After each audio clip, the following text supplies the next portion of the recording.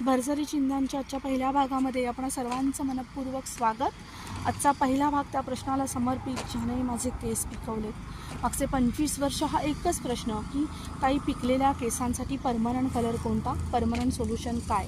तर तुम्ही 30 रुपयेवाला डाय लावा, अगर 2-5 हजाराचा कलर लावा, तो परमनंटच असतो। पण परमनंट म्हणजे तुमच्या केसांच्या वाढीसोबत तो पुढे पुढे सरकणार आहे आणि मुळातून येणारा केस हा तुमचा ओरिजिनल रंगाचाच येणार। म्हणजे समजा तुम्ही फॅशन कलर केला आहे, हायलाइट्स केले आहे आणि तुमचे ओरिजिनल केस काळे आहेत, तर तो जसा पुढे पुढे सरकतो ना रंग, तो तुम्ही सहज स्वीकारता।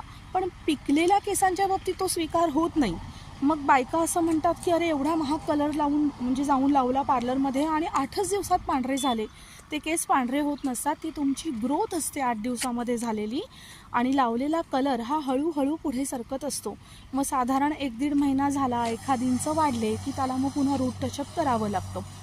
आता ते रूट टचअप किती दिवसांनी करायचं असा प्रश्न विचारूच नाही आहे। जर की तुम्ही हाऊसवाईफ आहात, तुम्हाला कुठे बाहेर जायचंच नाही आहे, तर तुम्ही 4-6 महिने पण घालवू शकता। आणि जर तुम्ही वर्किंग वुमन आहात किंवा सतत लग्न सोहळे वगैरे जर आहे, तुम्हाला सतत कुठे ना कुठे बाहेर जायचं आहे, तर तुम्हाला जर 15 दिवसांनी पण करायला हवा। पण जरी आपण कितीही माइल्ड हेअर कलर म्हटला, कितीही ब्रँडेड म्हटला किंवा म्हणजे त्याला 6 व्हॉल्यूमचं डेव्हलपर असतं किंवा अमोनिया फ्री असेल, तरीसुद्धा प्रत्येक गोष्टीला एक लिमिट असतं। वर्किंग वुमन जेव्हा 15 ते 20 वर्ष सातत्याने रूट टचअप करतात, तेव्हा त्यांचा हा जो फ्रंट आहे, इथले केस खूप विरळ होतात, हळूहळू स्काल्प दिसायला लागते। त्याच्यामुळे कलर किती दिवसांनी लावावा हे तुमच्या चॉईसवर डिपेंड असतं। आणि दुसरं म्हणजे जेव्हा तुम्ही ब्रँडेड हेअर कलर लावता, त्यावेळेला तशीच होम केअरसुद्धा घ्यावी लागते।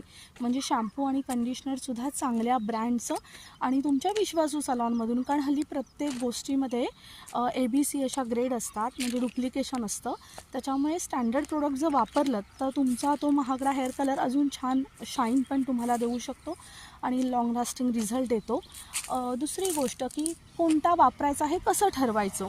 तर जर तुमचे केस मुळातच कोरडे असतील, तर तुम्ही साधी मेहंदी किंवा साधा डाय या भानगडीत शक्यतो पडू नये, कारण त्याने ते केस अजून शुष्क, निस्तेज आणि अजून फ्रिझी होणार आहेत। जर तुमचे केस खूप सारे तेलकट आहेत, तर मग तुम्हाला हे सूट होऊन जाईल, म्हणजे यांचे फारसे दुष्परिणाम दिसणार नाही। एखादी मैत्रीण मागचे 10 वर्ष अमुक एक ब्रँड लावते म्हणून मी लावायला घेतला, पण माझा 4 महिन्यांमध्येच मला असं जाणवतं आहे की मला खूप जास्त कंड सुटायला लागले, कलर लावल्यानंतरही खाज येते आणि तो वॉश केल्यानंतरही येतच असते, किंवा माझे केस अतिशय निस्तेज व्हायला लागले, गुंता खूप व्हायला लागला, चरचरीतपणा वाढायला लागला, तर तो मला सूट होत नाही आहे, मग मी तो बदलायला हवा। तर तुम्हाला इतर